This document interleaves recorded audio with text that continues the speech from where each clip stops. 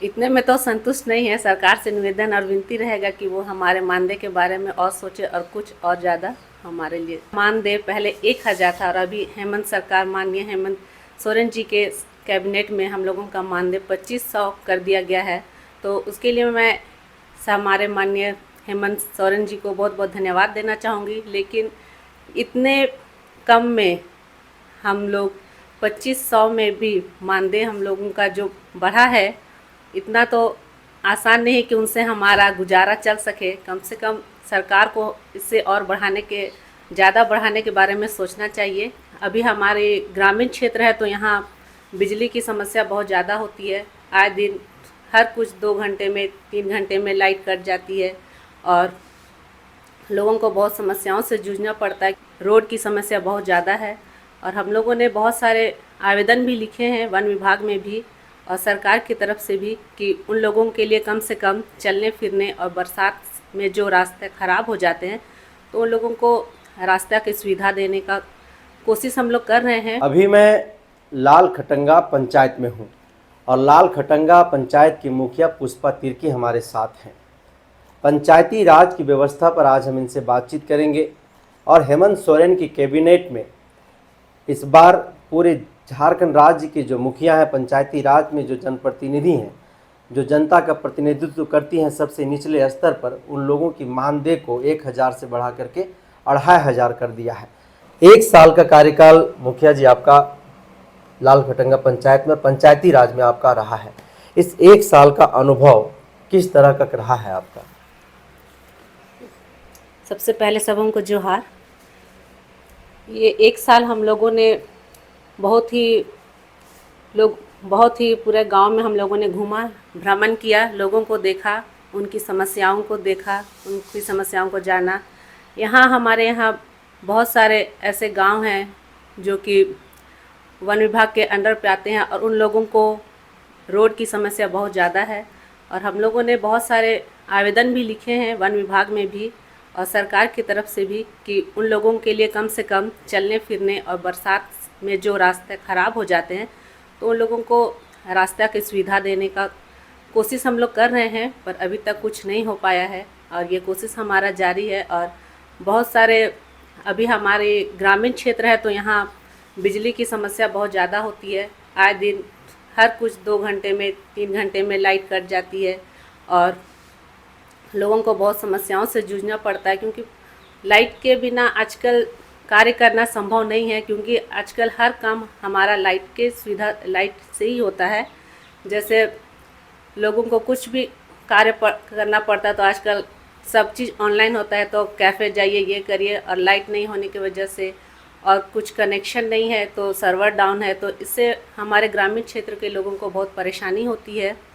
तो हम लोग चाहते हैं कि हमारे यहाँ ग्रामीण क्षेत्र है तो इसमें यहाँ भी 24 आवर्स लाइट की सुविधा दी जाए, क्योंकि शहरी क्षेत्र में तो लाइट एनी टाइम रहते हैं और यहाँ ग्रामीण क्षेत्र बोल के शायद पता नहीं बिजली बोर्ड वाले भी हमारा लाइट काट देते हैं। थोड़ा सा भी हवा पानी करता है तो लाइट काट देते हैं। लाइट काट देते हैं। हेमंत सोरेन ने 1,000 से आप लोगों की जो मानदेय थी, पहले 1,000 मानदेय आप लोगों का पहले था, उस 1,000 के मानदेय को हेमंत सोरेन की कैबिनेट ने 2,500 रुपया जो है सो कर दिया है। इस पर आप क्या कहिए?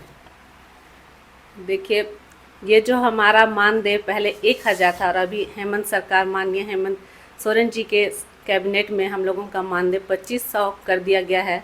तो उसके लिए मैं हमारे माननीय हेमंत सोरेन जी को बहुत बहुत धन्यवाद देना चाहूँगी। लेकिन इतने कम में हम लोग 2500 में भी मानदेय हम लोगों का जो बढ़ा है, इतना तो आसान नहीं कि उनसे हमारा गुजारा चल सके। कम से कम सरकार को इससे और ज़्यादा बढ़ाने के बारे में सोचना चाहिए, क्योंकि 2500 में अगर हम लोग देखें तो आज इतना सब पैसा बहुत कम है हमारे लिए, क्योंकि हमारा घर चलाना, बच्चों को देखना और बहुत सारे कामकाज है। पंचायत में बहुत सारे लोग होते हैं, उनकी समस्याओं को कभी कभी हम लोगों को देखने के लिए, उनकी मदद के लिए भी कुछ पैसों की ज़रूरत पड़ती है। तो ये 2500 ठीक है, मानदेय थोड़ा बड़ा है, पर सरकार को जोर देना चाहिए कि ये हमारा मानदेय थोड़ा और बढ़ाए, ताकि हम लोग और अच्छे से जो भी हमारा कुछ कार्य होगा या लोगों को देखना उखना, वो हम लोग अच्छी तरह से कर सकते हैं।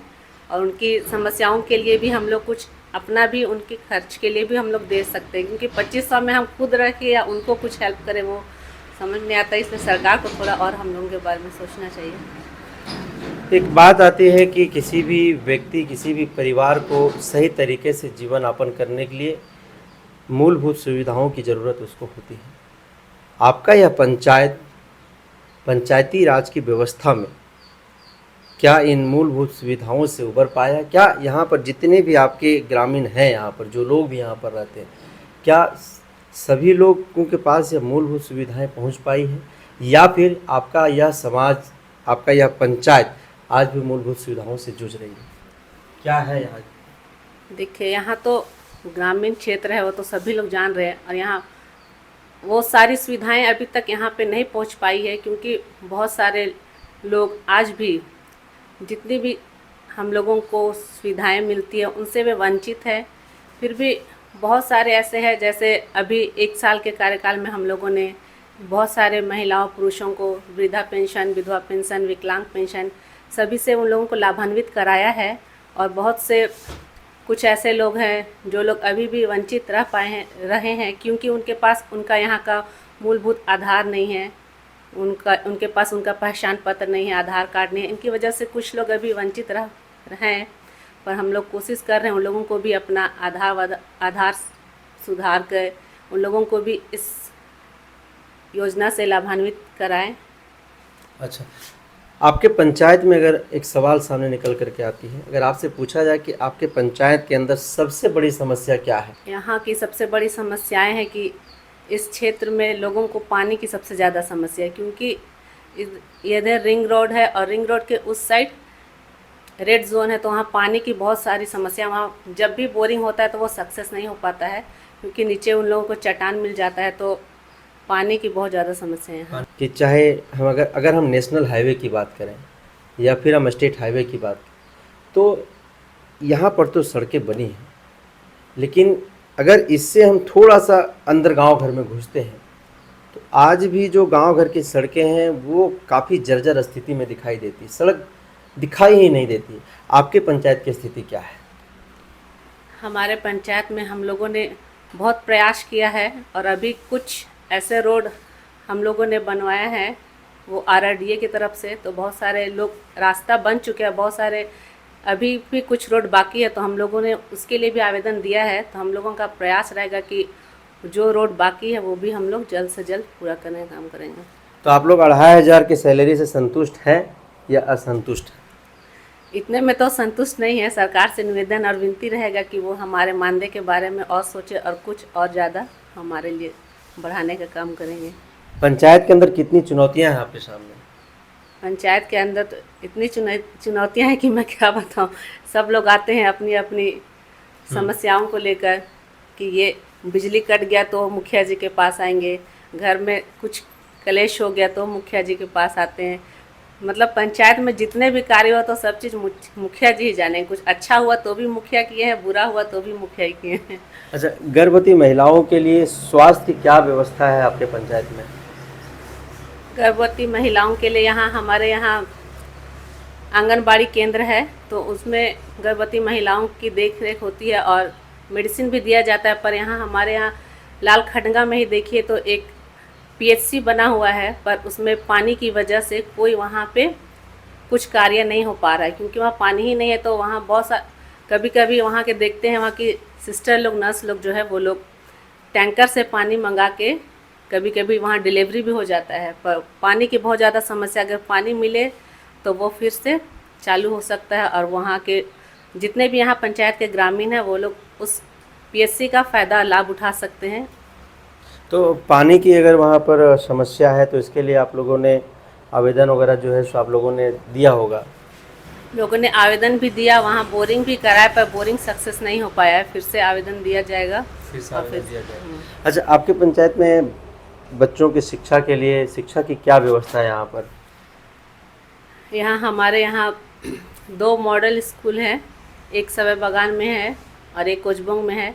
तो अभी सवै बगान स्कूल में अभी बहुत बच्चों के लिए लाइब्रेरी और कंप्यूटर की व्यवस्था की गई है, तो वहाँ बच्चों को अभी उससे शिक्षा दी जा रही है। अभी हम लोगों ने और आवेदन डाला है, तो अभी हमारे कोचबुक में भी कुछ कंप्यूटर हम लोगों ने मांग किया है, तो वहाँ भी कंप्यूटर मिल जाएगा, तो वहाँ के बच्चों को भी उसका लाभ मिलेगा और बच्चे भी शिक्षित होंगे। और सभी बच्चे यहाँ स्कूल जाते हैं, बहुत गिने चुने कुछ बच्चे हैं जो शायद स्कूल नहीं जाते होंगे, तो हम लोग कोशिश कर रहे हैं जो लोग नहीं जाते हैं उनको फिर से एडमिशन कराएं और वो बच्चे स्कूल जाएं और अपनी शिक्षा प्राप्त करें।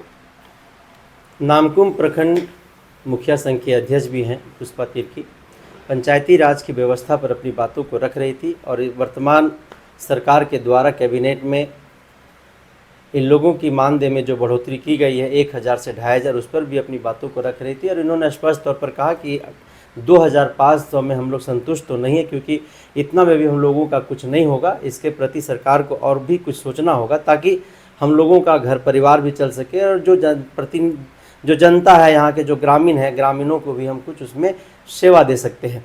क्योंकि आप देखते होंगे कि चाहे गांव घर में मरकी हो, हरकी हो, बीमारी हो, हरी हो, तो तुरंत गांव घर के लोग मुखिया जी के पास पहुंच जाते हैं, क्योंकि मुखिया एक आसान माध्यम होता है जहां से गांव घर के लोग सीधा मुखिया जी के पास पहुंच जाते हैं। ना तो वो विधायक के पास सीधे तौर पर पहुंच सकते हैं, ना ही वो सांसद के पास पहुंच सकते हैं। इसलिए उनका सीधा दरवाज़ा जो है सो खुला रहता है पंचायत के जनप्रतिनिधि के पास, जो पंचायत की मुखिया होती है। साथ ही लाल खटंगा पंचायत में पानी की जो है सो बहुत ज़्यादा जटिल समस्या, यहाँ पर बिजली की भी समस्या है, स्वास्थ्य की समस्या है। अगर पीओसी तो बना हुआ है, लेकिन वहाँ पर पानी की व्यवस्था नहीं होने के कारण स्वास्थ्य की व्यवस्था यहाँ पर चरमराई हुई है। और ये साफ तौर पर कह रही थी कि नीचे चट्टान मिल जाने के कारण जो है पानी की समस्या यहाँ पर उत्पन्न होती है। लेकिन बिजली जिस तरीके से आग मचौली, ये केवल गांव घर है इसीलिए नहीं, शहरी इलाकों में भी बिजली की कुछ ऐसे ही हालात, कुछ ऐसे ही स्थिति है।